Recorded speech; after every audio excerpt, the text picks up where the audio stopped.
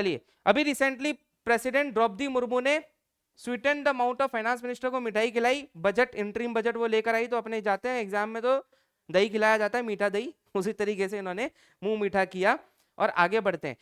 Nirmala Sitharaman, budget present कहां किया इन्होंने, बताओ बजट कहां प्रेजेंट किया जाता है? पार्लियामेंट में किया जाता है। पार्लियामेंट के दो हिस्से हैं, एक है लोकसभा, एक है राज्यसभा। अब मेरा सवाल तुमसे यह है कि राज्यसभा में बजट को पेश किया जाता है या लोकसभा में किया जाता है, बताओ। Very good answer, answer is correct, Lok Sabha. कहां प्रेजेंट किया जाता है? लोकसभा में।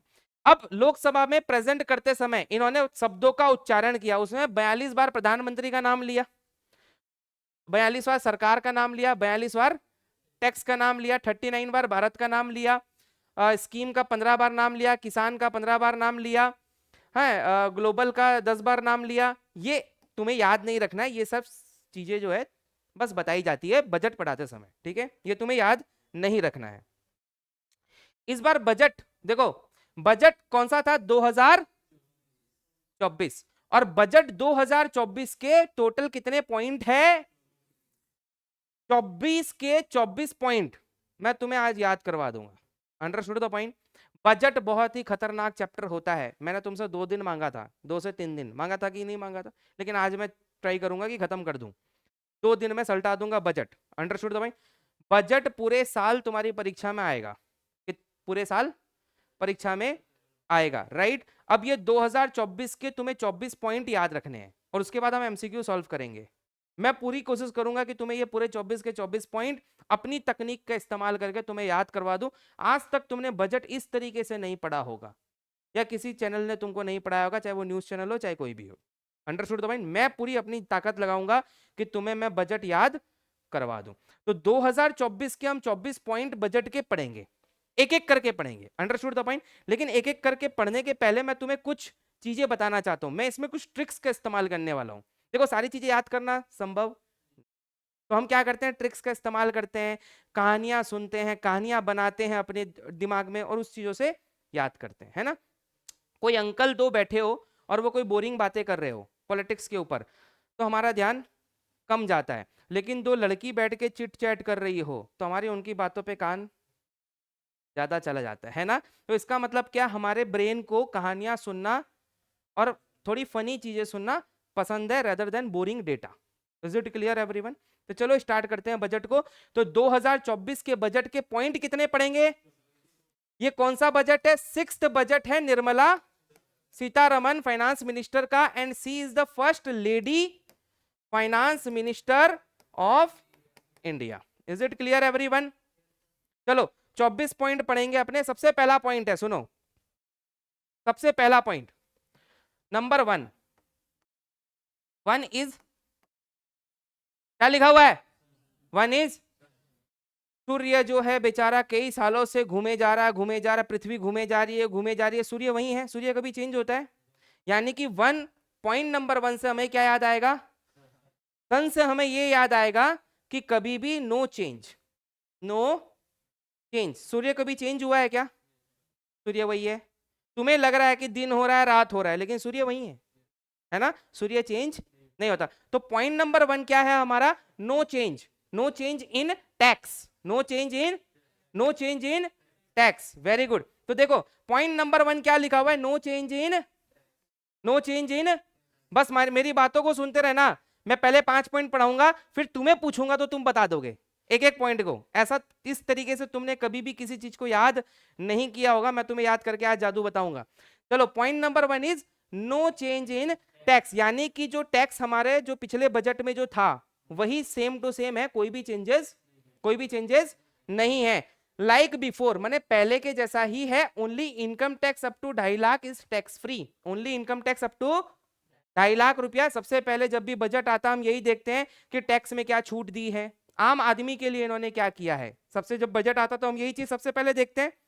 न्यूज चैनल, रुक जा बोलने दे, मैं आ रहा हूं उस चीज पे।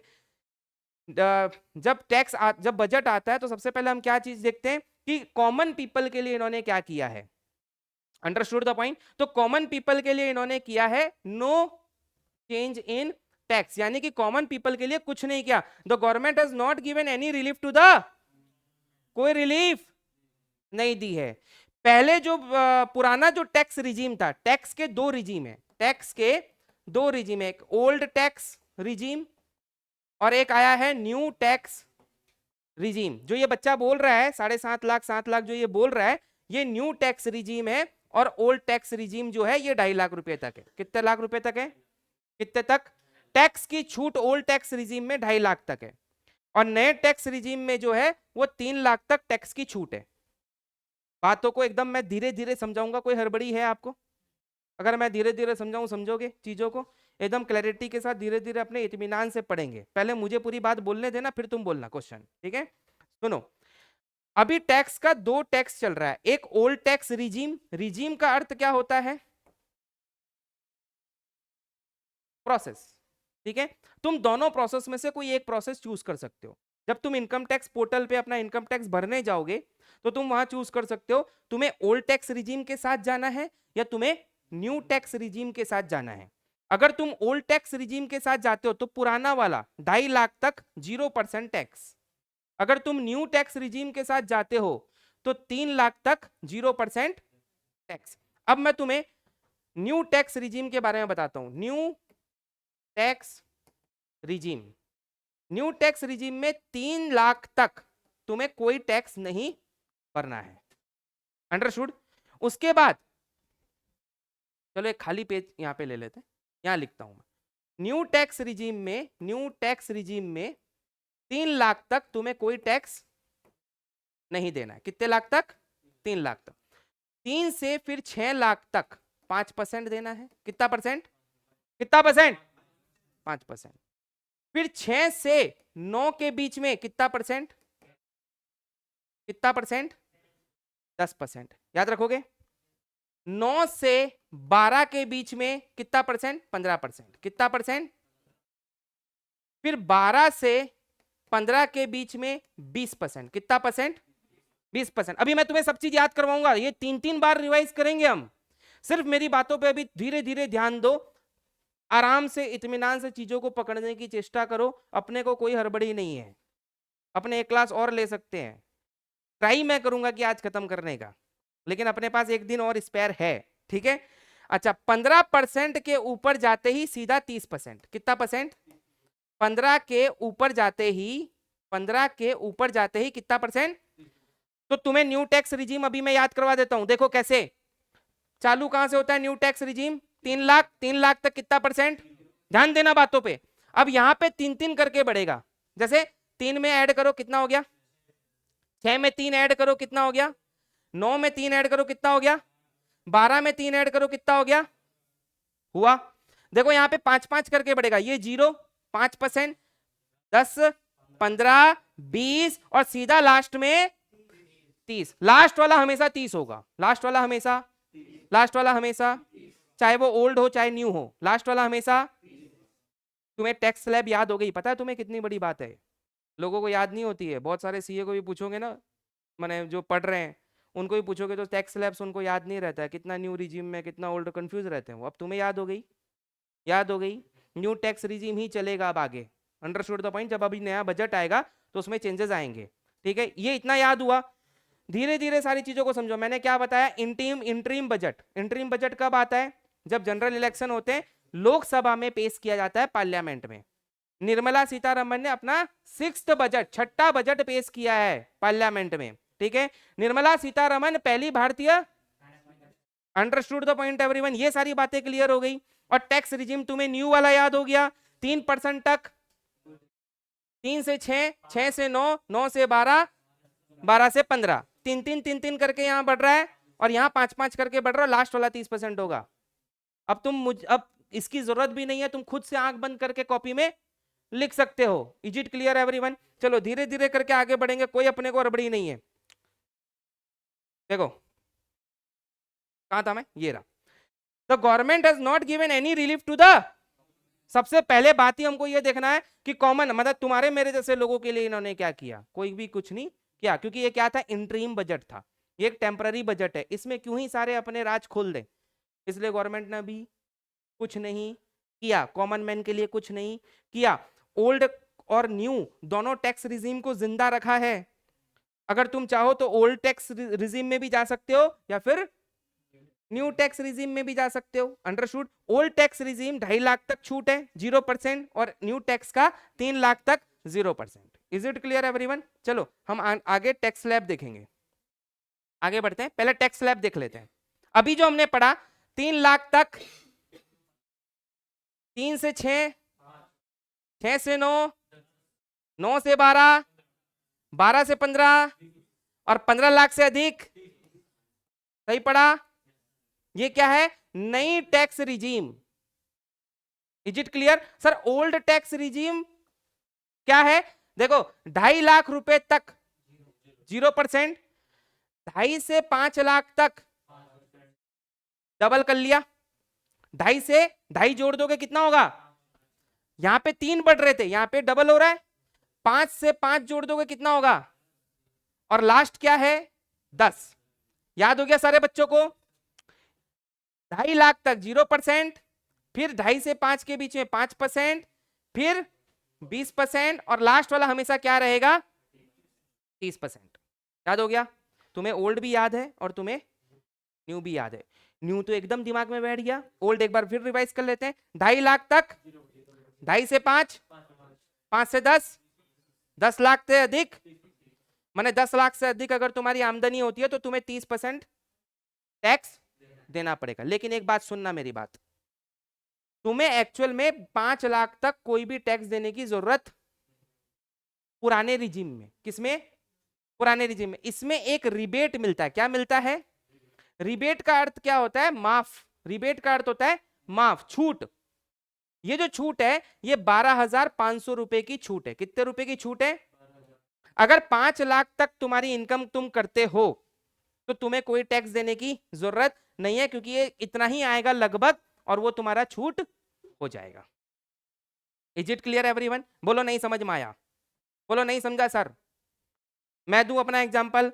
सपोज मैंने इस साल, साल का अर्थ क्या होता है एनुअल फाइनेंशियल ईयर में? 1 अप्रैल से 31 मार्च तक। 1 अप्रैल से लेकर 31 मार्च तक मेरी कमाई अगर 5 लाख रुपए हुई, तुम लोगों ने मुझे 5 लाख रुपया ही फीस दिया, तो मेरे खाते में 5 लाख रुपया आया, ठीक है? उसके ऊपर मुझे कोई टैक्स देने की जरूरत, ये मुझे क्या मिल गया? इस रिबेट का नाम है 87A। क्या नाम है? क्या नाम है? 87 इस रिबेट का नाम है। Understood the point? इसको बोलते हैं हम अंडर सेक्शन 87A। 87A। बाबू कुछ नहीं लिखना है मेरी क्लास में, कुछ मत लिखो। मैं पहला टीचर हूं जो बोलता हूं मेरी क्लास में कभी कुछ मत लिखो। कभी बोला तुम्हें? देखो बच्चे कॉपी भी अंदर रख लिए, सारे बच्चों ने कॉपी खाली कर दी। कॉपी लाने की भी जरूरत नहीं है, मैं तुम्हारे दिमाग में ही बैठा दूंगा सारी चीजें। मैं इस तरीके का आदमी हूँ, दिमाग में बैठाऊंगा और ये पीडीएफ तुम्हें मिल जाएगा। बस एक बार रिवाइज करना, एग्जाम में जाने के पहले सारी चीजें याद आ जाएगी। जितना भी पीडीएफ मैंने तुम लोग को अभी तक पढ़ाया है, कोई ऐसा चीज है कि तुम्हें कोई लिखना पड़ा या सारी चीजें याद होगी? है कि नहीं? ब्रेन में बैठी हुई है चीजें, रिकॉल करवाऊंगा तो कर लोगे तुरंत, है कि नहीं? तो अपने को कुछ लिखना नहीं है, ठीक है? चलो देखो क्या बोला मैंने, 87। कौन सा 87A? 87A क्या है? रिबेट है। कितने लाख तक? 5 लाख तक तुम्हें कोई भी टैक्स देने की जरूरत नहीं है। उसी तरीके से ये जो सेकंड वाला है ना, यहाँ पे 3 से 6 लाख, यहाँ पे भी तुम्हें कोई भी टैक्स देने की जरूरत नहीं है। यहाँ पे भी 87A के तहत यहाँ पे भी 25,000 इसको कर दिया गया है तुम्हारे लिए टैक्स माफ। किसमें? 87A में। तो ये 87A बहुत इंपॉर्टेंट है in the budget. 87A is very very important. Question परीक्षा में कैसे बनेगा? क्वेश्चन परीक्षा में बनेगा according to the old tax और new tax regime the rebate which is given up to 5 lakh और 7 lakh rupees is, answer will be 87A। Answer will be 87A। Answer will be 87A। अपने गाड़ी का नंबर भूल जाना लेकिन 87A। Understood the point everyone? Is it clear? आगे बढ़ जाएं। वेरी गुड, धीरे धीरे करके आगे बढ़े। तो पॉइंट नंबर 1 क्या था? वन क्या था? सन कभी चेंज नहीं होता, यानी कि नो चेंज इन टैक्स। बस इतनी सी बात अगर याद रखोगे बाकी बातें तुम्हें रिकॉल हो जाएगी, क्योंकि एमसीक्यू क्वेश्चन आएगा मेरे भाई, वहां पे आपके सामने सारी चीजें लिखी होगी तो तुम्हें रिकॉल करने में तुम्हें न्यू टैक्स रिजीम याद हो गया, तुम्हें ओल्ड टैक्स रिजीम याद हो गया, तुम्हें 87A के बारे में पता चल गया कि वो क्या है, रिबेट है, माफ है, छूट है। ओल्ड टैक्स रिजीम में कब तक का छूट है, 5 लाख तक। नए टैक्स में 7 लाख तक, 7 लाख तक, कितने तक, 7 लाख रुपीस तक। Understood the point? ये बातें सबको याद हो गई। एक छोटी सी बात मैं तुम्हें और बताना चाहूंगा कि सर ये ओल्ड टैक्स रिजीम और न्यू टैक्स रिजीम हम किस में जाएं? अगर मुझे चूज करना पड़े या तुम्हें चूज करना पड़े, मैं अपना एग्जांपल देता हूं, ठीक है।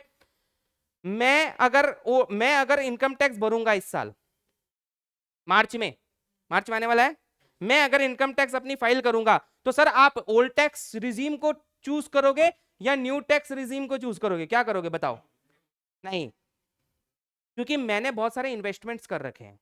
मैंने शेयर मार्केट में पैसा लगा रखा है जो कमाया था, मैंने LIC में पैसा दे रखा है, मेरे म्यूचुअल फंड्स है। मतलब ओल्ड टैक्स रिजीम्स में इन्वेस्टमेंट जो करते हैं वो आपका माइनस हो जाएगा डिडक्शन। मैंने सपोज मेरी कमाई हुई 5 लाख रुपए, ठीक है, मेरा 5 लाख में से सपोज मैंने जो इन्वेस्टमेंट्स किया है वो वहां से माइनस हो जाएगा, तो मुझे टैक्स कम देना पड़ेगा। हाँ, चाहे कितना भी शेयर्स वगैरह हो, जो भी हो, मेरी जितनी कमाई है टोटल, सपोज मेरी कमाई 50 लाख रुपए है, उसमें से डिडक्शन मुझे मिलेगा 80C वगैरह में, जो मैंने इन्वेस्टमेंट किए, इन्वेस्टमेंट माइनस हो जाएंगे। लेकिन न्यू टैक्स रिजीम में इन्वेस्टमेंट माइनस। अब फायदा दोनों जगह में है। जिन लोगों ने इन्वेस्टमेंट नहीं किया है वो न्यू टैक्स रिजीम में आ जाएंगे, जिन लोगों ने इन्वेस्टमेंट किया है वो ओल्ड टैक्स रिजीम में आ जाएंगे। Is it clear? तो ओल्ड टैक्स रिजीम और न्यू टैक्स रिजीम में फर्क अगर कोई पूछे तुम्हें तो क्या बोलोगे? टैक्स स्लैब में फर्क है। दूसरा फर्क क्या है? ओल्ड टैक्स रिजीम में investment minus, new tax regime में इन्वेस्टमेंट माइनस। बस बस अगर ये 2 पॉइंट याद है, MCQ सॉल्व करके आ जाओगे। Is it clear everyone? सबको क्लियर हो गया? चलो आगे बढ़ते हैं, नेक्स्ट स्लाइड। तो 1 was no change in tax. Point number 2 क्या है? अच्छा, tax waiver in the pending direct tax cases 1 crore tax payer. अब मैं तुम्हें थोड़ा सा इसको याद कराता हूं ट्रिक से, ठीक है। नंबर 2 है 2, थोड़ी सी ये जो ट्रिक होगी ये थोड़ी सी फनी होगी, थोड़ी स्टूपिड होगी, लेकिन तुम मुझे माफ करना इस बात के लिए, ठीक है। क्या हुआ कि सरकार टैक्स माफ नहीं कर रही थी बाबू, तो हमने क्या किया, जूता मारे सरकार को और जूता मार के टैक्स माफ करवा लिए। क्या किया हमने? जूता मार के। क्या किया जूता मार के? 2 वाज शू, 2 मने जूता। जूता किसको मारे? सरकार को, और क्या माफ करवा लिया? याद हो गया?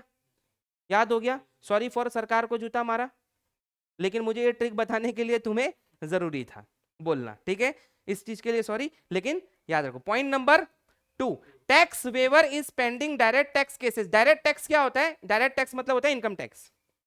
डायरेक्ट टैक्स मतलब जो डायरेक्टली कलेक्ट किया जाए, ठीक है। Tax will be wave of pending direct tax cases from 1962, 1962 से लेकर 2009-10 के बीच में, फाइनेंशियल ईयर के बीच में जितने लोगों का इनकम टैक्स बन रहा था, 25,000 रुपए तक का इनकम टैक्स बन रहा था, उन लोगों को माफ कर दिया गया। तुम्हें नहीं भरना, जिन्होंने नहीं भरा था, ठीक है। सरकार तो पिछला पिछला जाके तुम्हारा गड़ा मुर्दा उखाड़ के लाती है, तुमने नहीं भरा टैक्स पेनल्टी भरो, भरती है कि नहीं?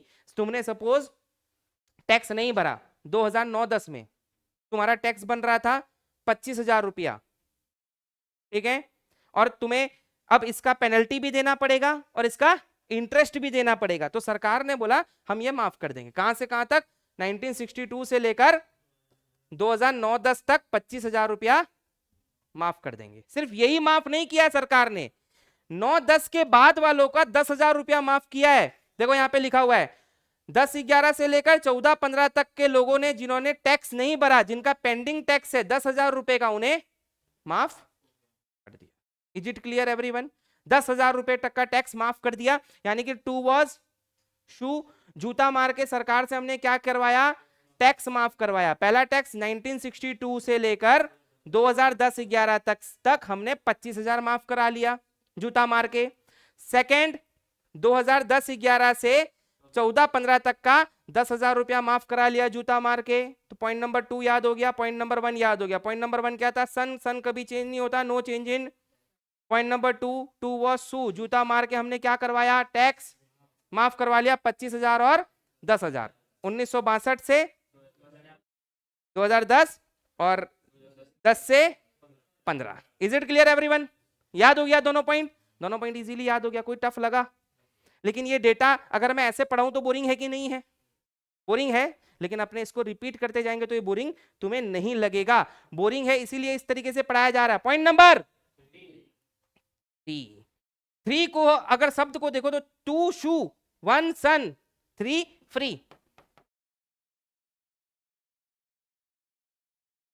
3 इज फ्री। फ्री क्या दे रहे हैं हम? 3 फ्री 300 यूनिट बिजली फ्री।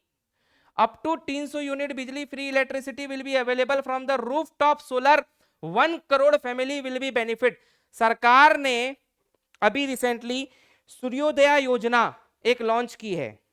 उसके तहत सरकार ने यह फैसला किया है कि 1 करोड़ घरों पे हम सोलर पैनल लगाएंगे, जिससे उनकी बिजली में कटौती हो जाएगी।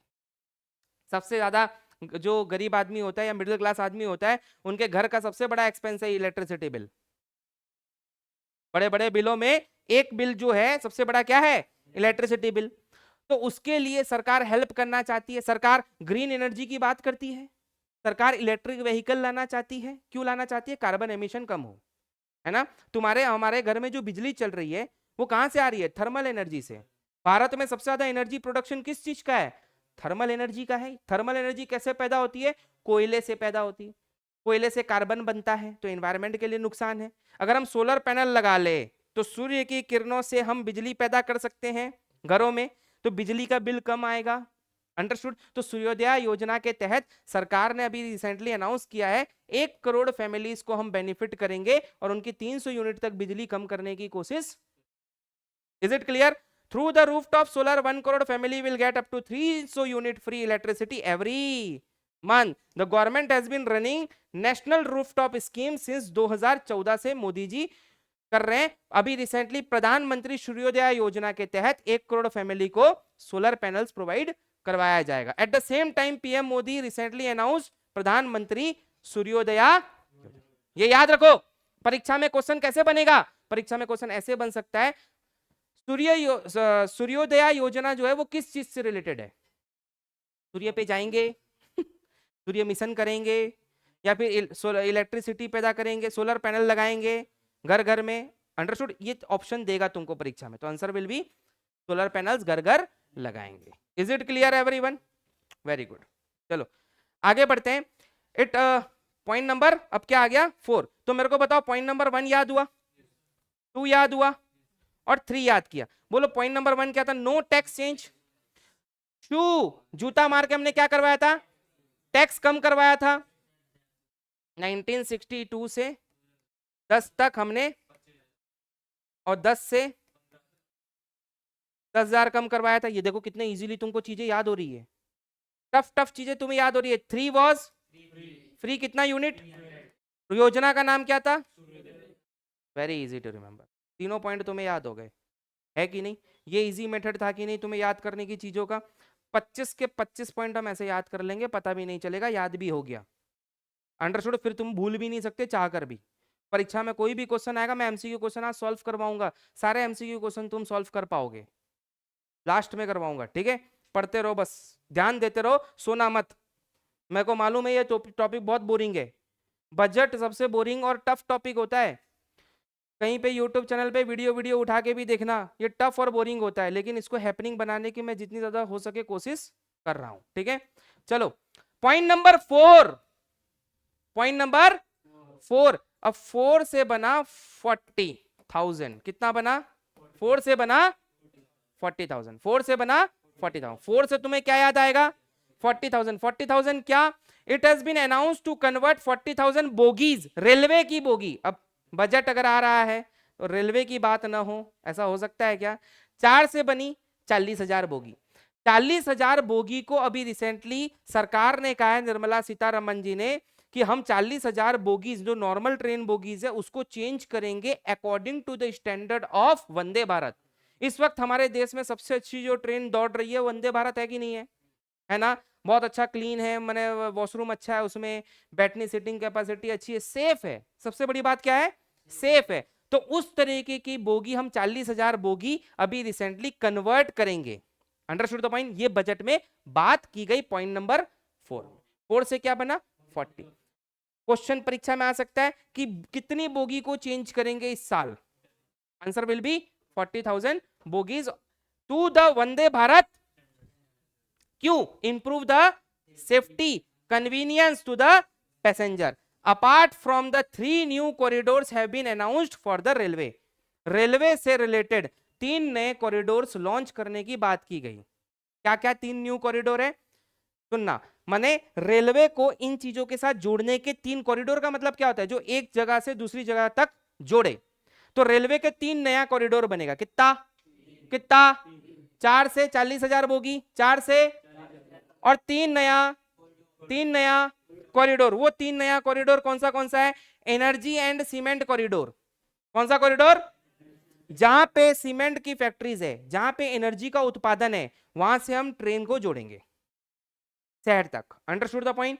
पोर्ट कनेक्टिविटी, जहां जहां मेजर पोर्ट्स है भारत के, वहां ट्रेन की सुविधा होनी चाहिए, ताकि जब बाहर से हम कोई चीज इंपोर्ट करें या एक्सपोर्ट करें तो ट्रेन के थ्रू हम पोर्ट तक पहुंचा सकें, फिर वहां से जहाज लेके दूसरी कंट्री में जाएगा। तो ये बेनिफिट है कि नहीं हमारा। तीसरा क्या है? High traffic density corridor. जहां पे बहुत ज्यादा हाई ट्रैफिक है, लोग यातायात ज्यादा कर रहे हैं, उसमें एक नया कॉरिडोर बनाएंगे, नई ट्रेन्स को डालेंगे, नया इंफ्रास्ट्रक्चर डेवलपमेंट करेंगे।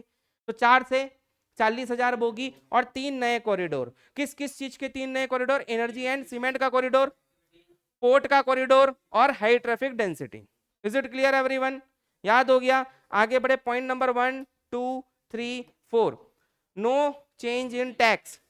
जूता मार के 3 फॉर 4 और सारी चीजें याद हो रही है कि नहीं अपने को?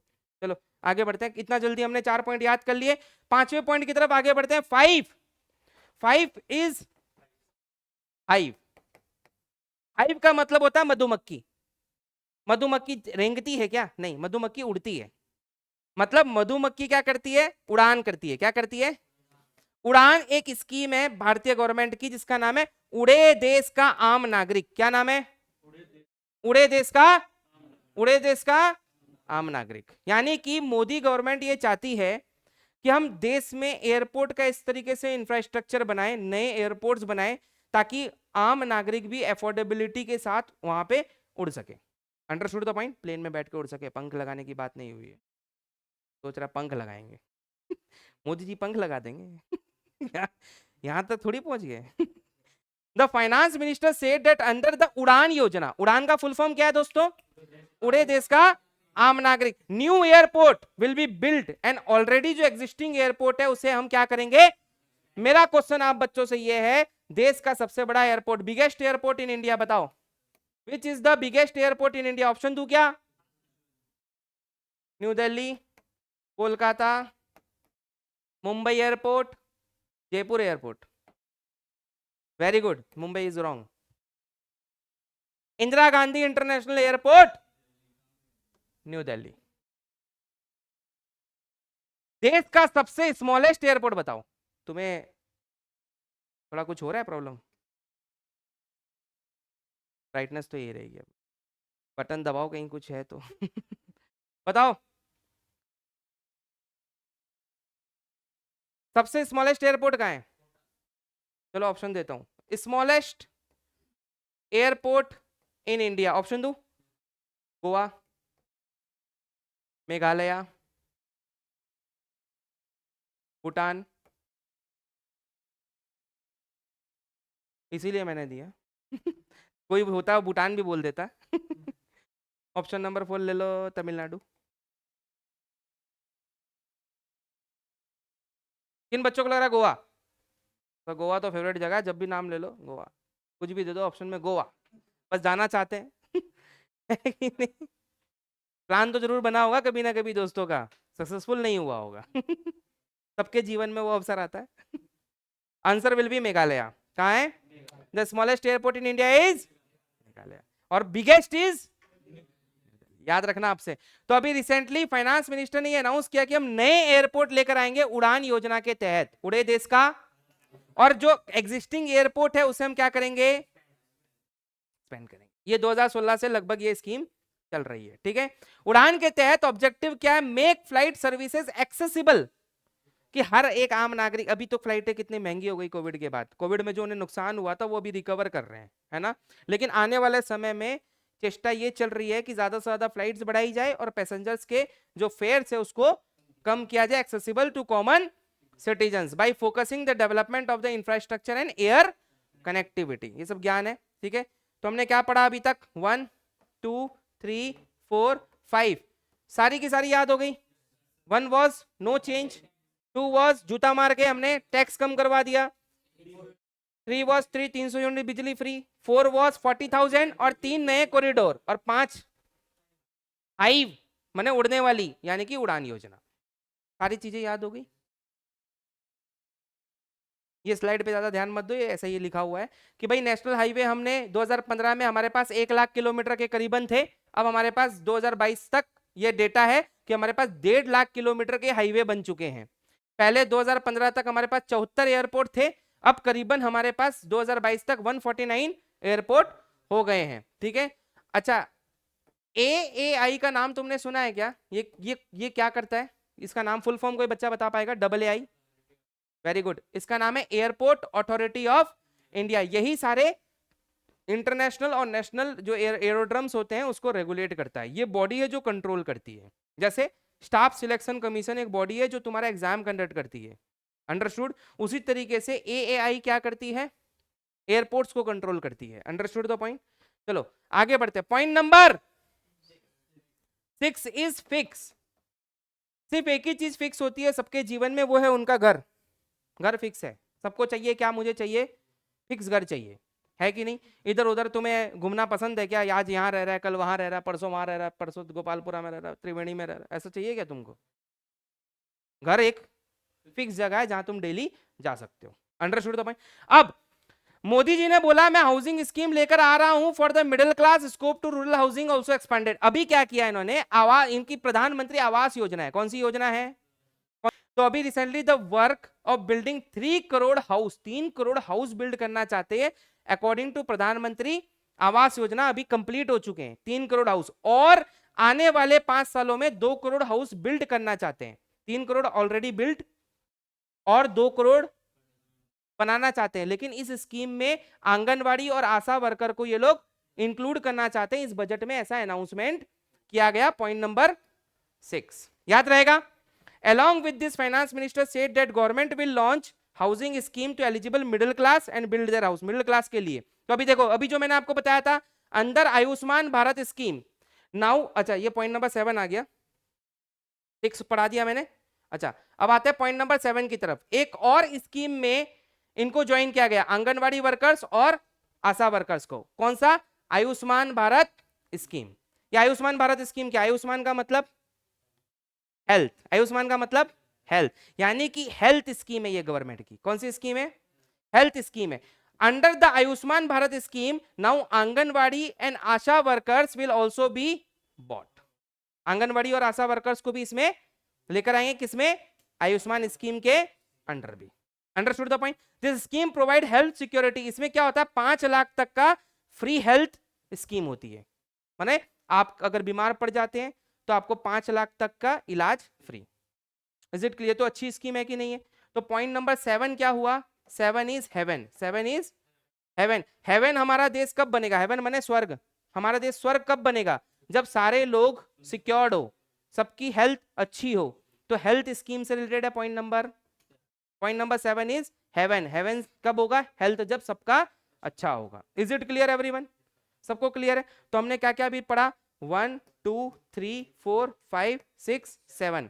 1 नो चेंज, 2 टैक्स कम करवाया था, 3 बिजली फ्री, 4 40,000 और 3 न्यू कॉरिडोर, 5 उड़ान, 6 फिक्स आवास योजना, और 7 नंबर आयुष्मान। 7 हेवन कब होगा? जब सबका हेल्थ सिक्योर्ड होगा। कितने लाख तक? किसको जोड़ा गया? आंगनवाड़ी और आशा। क्लियर हो गया सारे बच्चों को ये बातें? आगे बढ़े। In budget target point number 8 is gate. Gate खुलते ही लखपति बन जाओ। लखपति दीदी, अरे वो बंगाल वाली दीदी नहीं, लखपति दीदी एक स्कीम है। इसका मतलब ये है, लखपति दीदी स्कीम में ये है कि वुमेन्स को ये मौका दिया जा रहा है गवर्नमेंट के द्वारा कि आप अगर कोई व्यवसाय करना चाहे, कोई रोजगार करना चाहे, आप अगर कोई शॉप खोलना चाहे तो आप खोल सकते हैं। सरकार लखपति दीदी स्कीम के तहत आपको 5 लाख तक का इंटरेस्ट फ्री लोन देगा। कितना लाख का इंटरेस्ट देगा? Understood the point? Is it clear everyone? Lakhpati Didi के स्कीम के तहत इन द बजट टारगेट है set to make 3 crore women millionaires. 3 crore women के लिए स्कीम जारी कर दी कि 3 करोड़ वुमेन्स को इसमें इंक्लूड किया जाए। अर्लियर टारगेट वाज, पहले टारगेट कितना था?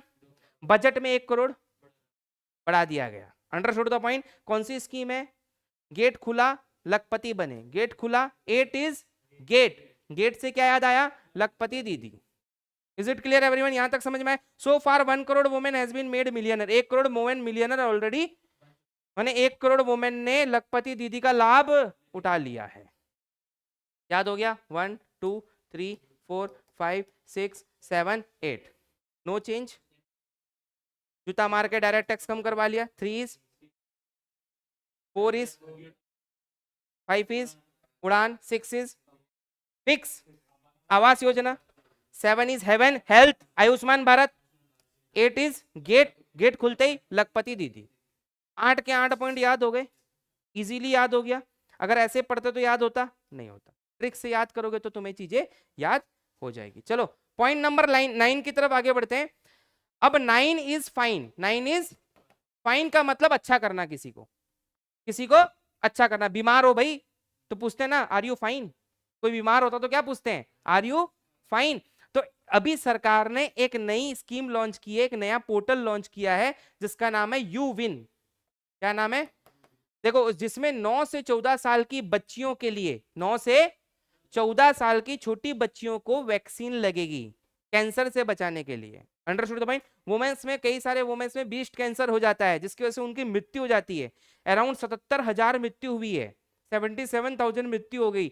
तो इसको रोकने के लिए जो कोविन प्लेटफॉर्म था, कोविन याद है, जिसमें तुम लोगों को कोविड की वैक्सीन लगी थी, तो कोविड का वैक्सीन का तो ऑलरेडी उनके पास डेटा है, उसमें से महिला का डेटा अलग करना है, उनकी तक पहुंचना है, उनको मैसेज देना है, और सरकार उसमें वापस से वैक्सीन लगाएगी। क्या चीज से रिलेटेड?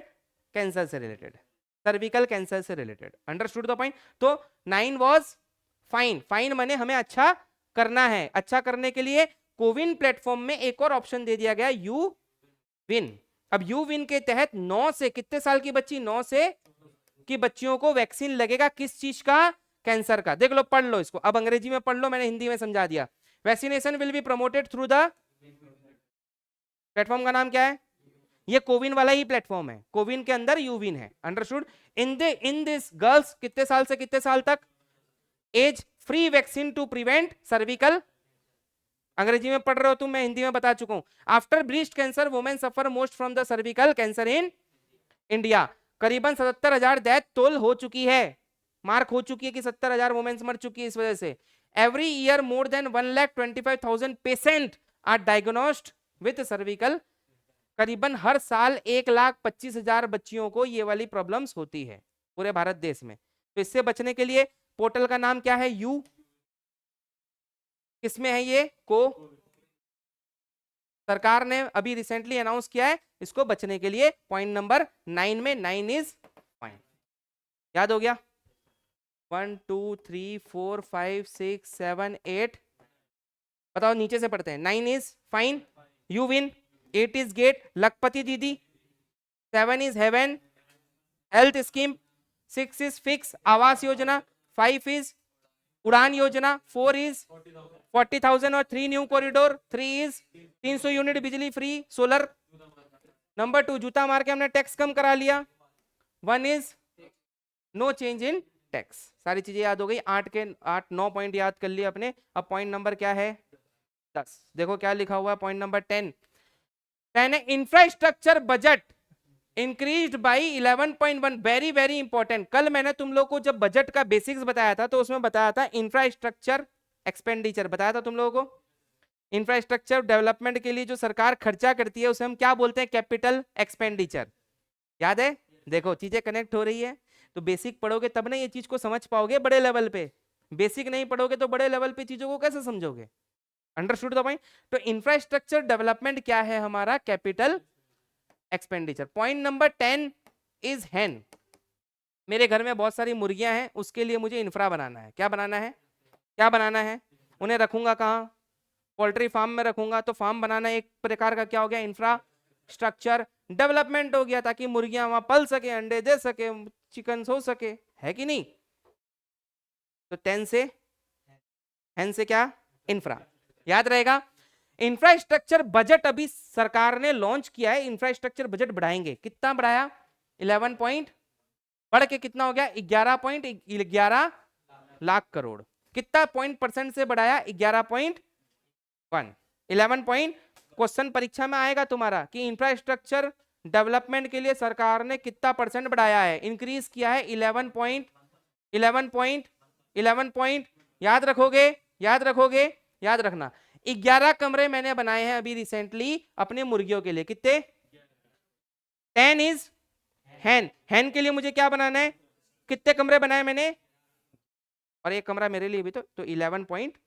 याद रहेगा? ब्रेन में चीजें याद रहेगी, एमसीक्यू करेंगे इसलिए मैं याद करवा रहा हूं, ठीक है? चलो, this year central government increase the infrastructure budget by 11.1 crore. 11.11 lakh crore का ये बजट हो गया। तो कितना से बढ़ा? Which is 3.4% of the GDP. ये बातों पे ध्यान मत दो। Last year budget was 10 lakh, 10 lakh crore. तो 10 लाख करोड़ में 11.11 जोड़ोगे तो यही ना आएगा 11.11 लाख, है ना? The government will spend this money to mega projects like building airport, flyover, expressway and hospital. कल ही बताया था मैंने, कैपिटल एक्सपेंडिचर जो हम करते हैं, इंफ्रास्ट्रक्चर डेवलपमेंट करते हैं, उसमें हाईवे बनाते हैं, फ्लाईओवर बनाते हैं। क्या हुआ? हाईवे बनाते हैं। वो कुछ नहीं, वो जब बैटिंग करते हैं तो पीछे वो कोई आदमी नहीं आ जाता है, वो ब्लैक स्क्रीन, तब रोहित शर्मा बोलता है ना वो वाला हाल है टीचर का तो कैपिटल एक्सपेंडिचर में हम क्या करते हैं? Infrastructure development. उसमें क्या क्या बनाते हैं हम? Flyover, expressway, hospital, bridge, dam. उससे सरकार कमाती भी तो है। जब तुम हाईवे पे जाते हो तो टोल लेती है, हॉस्पिटल में तुमसे पैसा लेती है, तो कैपिटल एक्सपेंडिचर तुम्हें कमा के भी लॉन्ग टर्म में देता है। कल मैंने तुम्हें ये बात बताई थी। अब एक और एक 11, एक और एक। कोई आर्मी का अगर जवान होगा तो तुम उसे कभी एक और एक मत समझना। डिफेंस का कोई लोग होगा ना, एक और एक, दो लोग मत समझना, वो एक और एक 11 के बराबर है। कितने के बराबर है? 11। तो एक और एक 11, 11 इज इक्वल टू डिफेंस। तो 11 नंबर पॉइंट में तुम्हें क्या याद आएगा? Defence budget. India's defence budget is now 6.20 lakh crore. Defence is very important. Defence पे खर्चा करना ही तुम्हें पड़ेगा। सरकार जो तुमसे टैक्स लेकर आ रही है, खर्चा कहां करती है? डिफेंस पे। Understood the point? रेलवे पे, रिसर्च एंड डेवलपमेंट पे। Understood the point? Last year defence budget was 5 point, अभी कितना बढ़ गया? इंक्रीज बाई, ये पॉइंट याद रखना, 3.4% डिफेंस बजट बढ़ गया। कितना परसेंट? एक और एक 11, 3.4। एक और एक 11, 3.4। वैसे भी 3 कैसे याद रखोगे? सुनो, हमारे आर्मी के 3 विंग है, आर्मी, नेवी और एयरफोर्स। समझ गए? तो इस वजह से तुम ये 3 याद रखना कि 3% बढ़ा था, 3 अराउंड 3% बढ़ा था, यानी कि 3.4। थोड़ा सा दिमाग में रखना। आर्मी की कितनी विंग है? डिफेंस की कितनी विंग है? Army, air force, navy. तो कितना परसेंट बढ़ा? 1-1% सबका बढ़ा। ऐसे याद रखना, ये याद करने की ट्रिक है। Understood the point? एक और एक 11 माने डिफेंस, कितना परसेंट बढ़ा? याद हो गया? तो 11 तक हमने याद कर लिया। 10, 9, 8, 7। चलो यहां तक बताओ। 11 इज, 10 इज इंफ्रा, कितना? 9 is fine, you, 8 Lakhpati, 7 is very good Ayushman. सारी चीजें याद हो गई? थोड़ा सा पढ़ लेते हैं। The government allocated 2.82 lakh crore for the salaries of the 3 army. Army की कितनी विंग होती है? 3 विंग होती है, मैंने आपको बताया था। This is 12,652 crore more than last year. पिछले साल से 3.4% है। कितना रुपया? 12,662 करोड़ रुपया, 3.4% है। ठीक है, आगे बढ़ते हैं। चलो, अब आ रहा पॉइंट नंबर 12। अच्छा, सबसे बड़ा हमारे देश में जो है वो है कौन? 12 माने बड़ा, 12 माने 13 माने 13, 13 माने तैराक, ठीक है। 12 माने बड़ा। हमारे देश में अन्नदाता कौन है? अन्नदाता कौन है? किसान। सबसे बड़ा कौन हुआ? किसान। तो 12 नंबर पॉइंट सबसे बड़ा पॉइंट है। 12 नंबर पॉइंट सबसे किसके लिए है? किसानों के लिए। Minimum 1.2 lakh crore received for the agriculture. Government ने अभी 1.27 लाख करोड़ रुपया दिया है एग्रीकल्चर सेक्टर को इन द फाइनेंशियल ईयर 24-25। ये इंक्रीज हुआ है only 2000 crore last year 1.6% to the last year, माने जैसे 3.4% डिफेंस में इंक्रीज हुआ था, वैसे एग्रीकल्चर में कितना हुआ? 1 पॉइंट, क्योंकि किसान एक ही है, सब एक है, सब किसान एक है भारत के लिए, तो 1%, ऐसे याद रखना। डिफेंस कितनी है? तो 3 ऐसे दिमाग में अपने को चीजें याद रखनी पड़ती है, क्योंकि सारे डेटा हम ऐसे याद नहीं रख सकते, बस इतना सा याद रखना, ठीक है। प्रधानमंत्री, अच्छा अब आता है नंबर 13। 13 मतलब तैरा, मतलब स्विम किया, तो स्विमिंग से रिलेटेड होगा।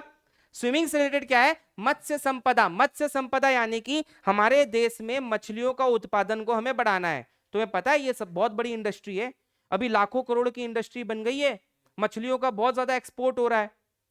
हमारे देश में आसपास में 3 ओशियंस है कि नहीं? इस साइड में कौन सा है? अरब सागर। इस साइड में कौन सा है? बे ऑफ बंगाल। और नीचे क्या है? Indian ocean. तो सागर है हमारे पास। अब ये सागर में काफी सारी मछलियां हैं, है ना। हमें इन मछलियों को पकड़ के एक्सपोर्ट करना है। बाहर में बहुत सारी मछलियों से बहुत सारी दवाइयां भी बनती है, ठीक है, मछलियों का तेल भी निकलता है और मछलियां खाने के भी उपयोग में आती है। तो तीनों फायदा है। तो ये बहुत बड़ी इंडस्ट्री हुई कि नहीं हुई? तो सरकार एक स्कीम लेकर आई है, मत्स्य संपदा योजना।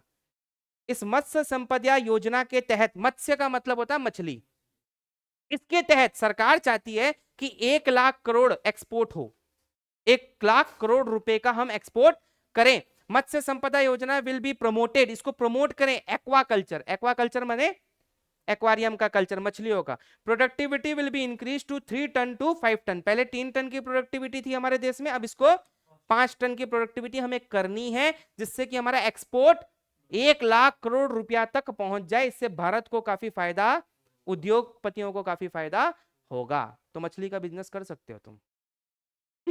Point number 13। 13 माने 13।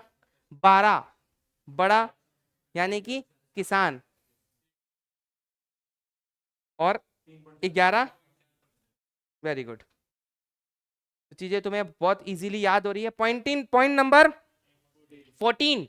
14 में देखो ना, टीन थोड़ा लंबा जाता है कि नहीं? टीन माने यूथ, टीन माने यूथ। तो यूथ के लिए भी अभी recently finance minister Nirmala Sitharaman, तुम्हारे बहुत काम की इंपॉर्टेंट बात है ये, ध्यान से सुनना, तुम्हारे काम की बात है ये। कैसे सर? अरे अभी यूथ के लिए इंटरेस्ट फ्री लोन दे रही है, जिसका ब्याज 50 साल तक नहीं लिया जाएगा। The loan will be for 50 years, no interest will be charged on this.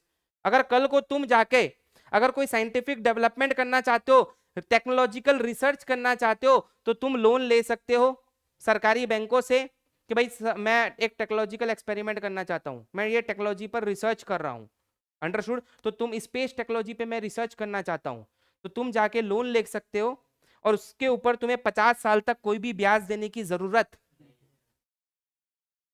ऐसा निर्मला सीतारमण ने कहा है। मुझसे मत मांगने आ जाना। सर आपने बोला था, मैंने नहीं बोला, बजट बोल रहा है। किसने बोला? Nirmala Sitharaman. Finance minister Nirmala Sitharaman announce the fund of 1 lakh for the long term financing to technological. Bharat में टेक्नोलॉजिकल रिसर्च बहुत आगे जा चुकी है। तुम्हें पता है, जैसे पहले, सबसे पहले प्राइवेट स्पेस एजेंसी वर्ल्ड में कौन सी थी? स्पेस एक्स, इलॉन मस्क ने बनाया था, यूएसए का आदमी है वो। भारत की पहली प्राइवेट स्पेस एजेंसी का नाम पता है तुम्हें? Anyone in the class? Bharat में बन चुकी है? बन गई, बहुत टाइम हो गया, उन्होंने बहुत सारे लॉन्च भी कर दिए। विक्रम एस बोल के एक रॉकेट को लॉन्च किया, विक्रम एस रॉकेट को लॉन्च किया उन्होंने, विक्रम साराभाई के नाम पे उन्होंने एक रॉकेट लॉन्च कर दिया, Vikram S. Private space agency है, भारत की पहली प्राइवेट स्पेस एजेंसी, उसका नाम है स्काई रूट। ये सब बात पता रखो यार, एरोस्पेस, क्या नाम है? स्काई रूट। कोई पूछ देगा तो वहीं लटक जाओगे तुम तो। परीक्षा में पूछेगा इस प्रकार के एमसीक्यू क्वेश्चन पूछते हैं कि भारत की पहली प्राइवेट निजी स्पेस एजेंसी कौन सी है? गवर्नमेंट की तो तुम्हें पता ही है, इसरो, जो बेंगलोर में इसका हेडक्वार्टर है। अब मुझे बताओ स्काई रूट का हेडक्वार्टर कहाँ है? बताओ। Very good, answer is Hyderabad. Answer is Hyderabad. कहां पर है? नाम क्या है? स्काई रूट। अब याद रखोगे, कोई भी परीक्षा में पूछ दे या तुम्हें ऐसे पर्सनली आते जाते ही कोई पूछ दे कि तुम्हें पता है प्राइवेट स्पेस एजेंसी का नाम क्या, तो तुम तो वहीं लटक जाओगे, मेरा नाम खराब करोगे, कहाँ जीके क्लास कर रहे हो? है ना? तो चीजें भारत के बारे में जो जो नई नई हो रही है वो चीजें याद रखो। वो मैं तुम्हें बीच बीच में बताते भी रहता हूँ, ऐसा कोई क्वेश्चन आता तो ऑफ टॉपिक, लेकिन वो क्वेश्चन तुम्हारी परीक्षा के लिए बहुत ज्यादा इंपॉर्टेंट है। ठीक है, तो चलो हमने कौन सा पॉइंट पढ़ा था अभी?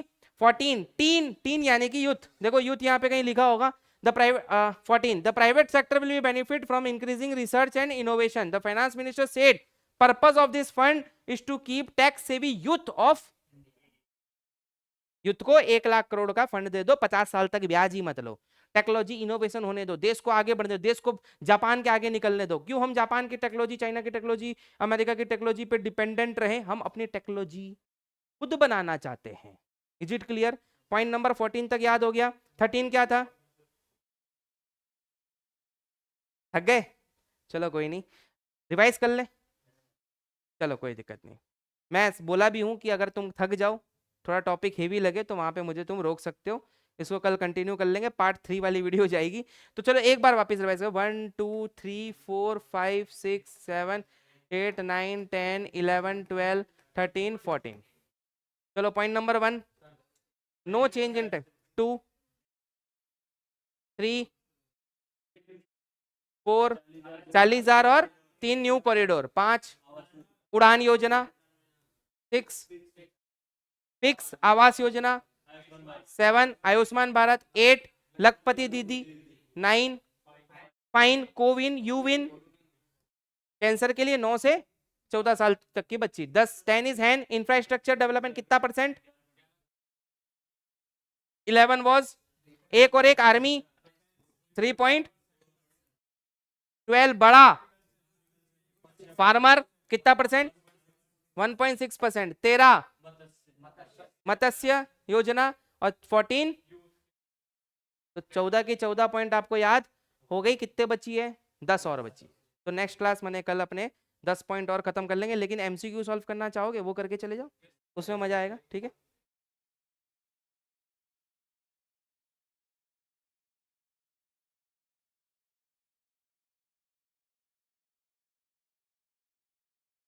क्या बोल रहे हो? ये वाला पीडीएफ? हाँ, ये पीडीएफ अभी नहीं दूंगा, पूरा पढ़ा के दे दूंगा। चलो बजट के कुछ एमसीक्यू सॉल्व करते आ जाओ। पहला question, Nirmala Sitharaman presented union budget this year 2024, इसका कौन सा बजट था? 6th बजट था। Very good. Next question, what is the percentage increase in defence outlay? याद हो गया। What is the revised estimate of the fiscal deficit as per percentage in the GDP? अब देखो ये नहीं पढ़ाना तुमने आगे वाली स्लाइड, अब ये फिस्कल डेफिसिट कल आएगा, आगे वाली स्लाइड में आएगा 5.2%। ये स्किप कर दो, ठीक है। ये तुम पढ़ लेते तो तुम पक्का जवाब देते, पढ़ लेते ना। अगर मेरे से कोई स्लाइड पढ़ लिया तो उसका जवाब ना दे पाओ, ऐसा नहीं हो सकता। 100% जवाब दोगे। How does the union budget is presented in which house of the parliament? Answer is, ये पढ़ लिया था मैंने, तुम्हें बता दिया था, देखो जवाब दे पाए। Which document outlines the estimated receipt and expenditure? Bharat का रिसिप्ट जो बजट है 112 article. What is the primary source of revenue from the Indian government? नहीं, प्राइमरी टैक्स जो होता है ना, सुन लो मेरी बात, प्राइमरी टैक्स जो होता है वो होता है GST. GST is also called as value added tax. ये बातें याद रखना, प्राइमरी टैक्स हमेशा क्या है? जीएसटी। बताऊंगा जब मैं पूरा टेक्स्ट पढ़ाऊंगा तुम्हें, तब बताऊंगा। In the union budget what is term used for difference between total revenue minus expenditure. माने सरकार की पूरी कमाई, रेवेन्यू माइनस एक्सपेंडिचर, इसमें सारे डेफिसिट दिए हुए, इसका आंसर होगा फिस्कल। पढ़ाऊंगा मैं फिस्कल डेफिसिट क्या। अब आगे वाली जो स्लाइड्स है ना वो तुमने नहीं पढ़ी, इसलिए ये वाले सॉल्व नहीं कर पा रहे हो। फिस्कल डेफिसिट आगे आता, ठीक है, कल कर लेंगे। चलो कोई फिर पढ़ लो, अभी कुछ ऐसे कॉमन क्वेश्चन है, मजा आएगा। बच्चे थक गए हैं तो थोड़ा एमसीक्यू करने से थोड़ा अच्छा रिलैक्स फील करोगे। The finance minister budget speech usually begin, जब फाइनेंस मिनिस्टर बजट पढ़ाती है तो उसमें पहला शब्द क्या कहती है? वंदे मातरम, जय हिंद, ओम शांति, सत्यमेव जयते। करेक्ट आंसर सत्यमेव जयते, वेरी गुड। चलो आगे बढ़ते हैं। In which year was the first union budget of India? हाँ 1900 एंड, आज ही मैंने तुम्हें बताया था स्लाइड में, कल भी बताया था। Who was the first finance minister of independent India? ये इंपॉर्टेंट क्वेश्चन है। पहला फाइनेंस मिनिस्टर हमारे भारत देश का, इंडिपेंडेंट इंडिया का, कौन था? रॉन्ग। दीदी John, answer is R K Shanmukham Chetty is the first. Chetty भाई was the first finance minister of India. The term entry in budget is used, new government is formed तब होता है, government is facing financial constraint तब होता है, full budget is presented during election year, the budget is presented for a short term period before the fiscal year. Answer will be correct, short term के लिए, short period के लिए होता है। Who was the first woman finance minister? बताया था आज ही मैंने, Nirmala Sitharaman, very good. The planning commission was a key institution related to economic planning in which year it was dissolved? तुम्हें पता है पहले प्लानिंग कमीशन था हमारा कॉन्स्टिट्यूशन ऑफ इंडिया जो है, जिसने बोला कि बजट बनाओ according to 112 of the constitution of India article, ठीक है। उसी तरीके से संविधान में प्लानिंग कमीशन बनता था पहले, प्लानिंग कमीशन। इस प्लानिंग कमीशन को खारिज कर दिया गया 2014 में, जब मोदी गवर्नमेंट आई थी। इन्होंने बोला कि संविधान में बहुत सारे कंस्ट्रेंट है, बहुत सारी रुकावटें हैं, जिस वजह से हम डिसीजंस नहीं ले पाते, देश का प्लानिंग ठीक से नहीं कर पाते। तो एक ऐसी एजेंसी बनाए जिसके ऊपर हमारा कंट्रोल रहे, नीति आयोग बनाई गई। This is non constitutional body. तो कब हुआ ये? 2014 में, ठीक है। अच्छा चलो ये वाला कल करेंगे, ठीक है। हो गया आज का क्लास। तो ये पार्ट 2 चला गया, अब पार्ट 3 में अपने बजट खत्म करेंगे। पार्ट 1 पार्ट 2 कल खत्म कर देंगे बजट, ठीक है। थोड़ा सा ही बचा, लेकिन बताओ बोरिंग और टफ टॉपिक था ये? टॉपिक टफ था, लेकिन इजी हुआ कि नहीं हुआ? जितना मैं कोशिश कर सका तुम्हें याद करवाने की। अब तुम्हें 14 के 14 14 पढ़ाया ना, 14 के 14 याद है। तुम चाहो तो, अगर तुम्हारे सामने कुछ ना हो, अगर तुम्हें ऐसे लिखना पड़ जाए तब भी लिख दोगे अपने मन से। चीजें ऐसे याद की जाती है, अंडरस्टूड द पॉइंट। चीजों को पढ़ने का तरीका इस तरीके से होता है। Is it clear everyone? चलो थैंक यू, गेट लॉस्ट।